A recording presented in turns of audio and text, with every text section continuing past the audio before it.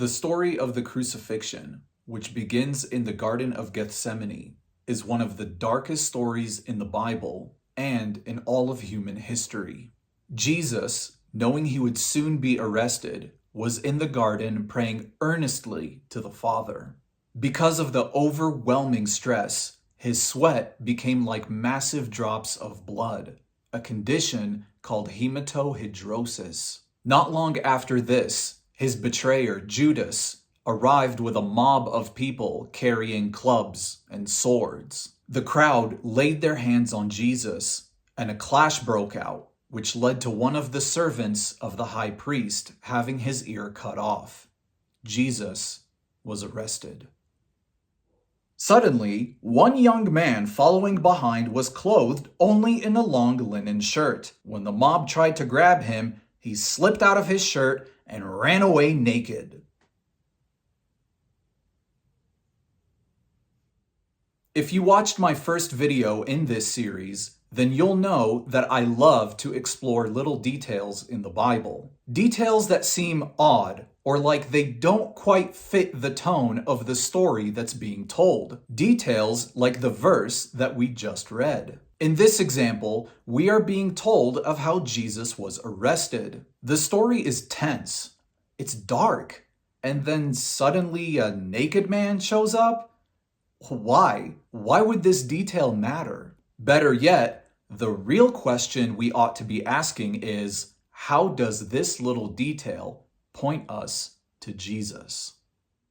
In order to better understand this passage, we first have to understand the concept of eternal judgment. Many people think that the day of judgment is a day where we will all line up one by one and stand before God to have a trial, similar to what we would see in a courtroom. On that day, God will act as judge and decide whether or not we are worthy of entering into the kingdom of heaven. But what if I told you that Jesus taught something completely different about eternal judgment? Let's take a look at some passages from the Gospel of John. In John chapter 5, Jesus declares, "For the Father judges no one, but has committed all judgment to the Son, that all should honor the Son just as they honor the Father. He who does not honor the Son does not honor the Father who sent him. Most assuredly I say to you, he who hears my word and believes in him who sent me has everlasting life, and shall not come into judgment, but has passed from death into life." There are a couple of things to learn from this piece of scripture alone. First, the Father judges no one, but he has given all authority of judgment to his Son, Jesus. But more importantly, even Christ himself openly declares that those who hear his words and believe in the Father who sent him will not face any judgment at all. Why would Jesus say this? The answer is in John chapter 12. "If anyone hears my words and does not believe, I do not judge him. For I did not come to judge the world, but to save the world. He who rejects me and does not receive my words has that which judges him. The word that I have spoken will judge him in the last day."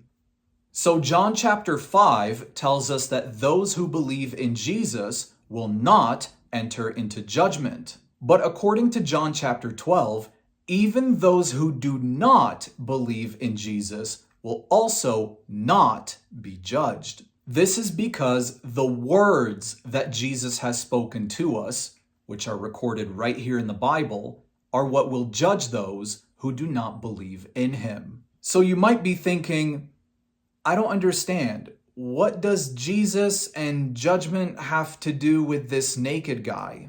The answer is in the book of Amos. The prophet Amos lived during the time when the kingdom of Israel was split. It was during these days that God foretold of his coming judgment. Damascus, Tyre, Edom, Ammon, Moab, Judah, Israel, both Jewish and Gentile nations were all to be judged. But here is where God makes a remarkable statement about his coming judgment. In Amos 2:13 through 16, he says, "Behold, I am making a rut in the ground beneath you, just as a wagon makes a rut when filled with sheaves. Refuge will be lost from the swift, and the strong will not strengthen his power, nor the warrior save his life. The one who grasps the bow will not stand his ground. The swift of foot will not escape, nor will the one who rides the horse save his life. Even the bravest among the warriors will flee naked on that day, declares the Lord."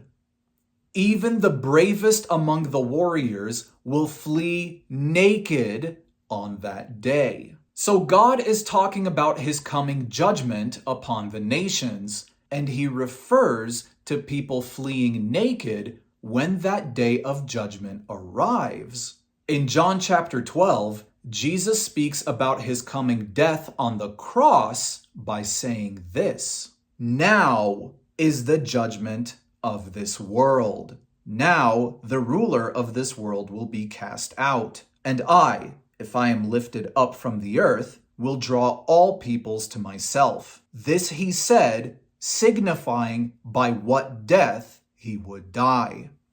Are you starting to see the connection here? The brief and very strange story of this naked man in Mark chapter 14 is actually a prophecy of God's coming judgment being fulfilled. In Amos, God tells us that people will flee naked before he is about to judge the nations. In the Gospel of John, Jesus plainly tells us that the judgment of all nations happened on the cross. It's no surprise then that just before he was crucified, we read a story of a man fleeing naked. When Christ gave his life on the cross, it opened the door for us to receive life in him. As we read earlier, Christ taught us that he who hears my word and believes in him who sent me has everlasting life, and shall not come into judgment, but has passed from death into life. But what does it mean to hear and to believe in the words of Christ? The answer is in this video that I made on eternal judgment, so be sure to watch it. And until next time, Salam.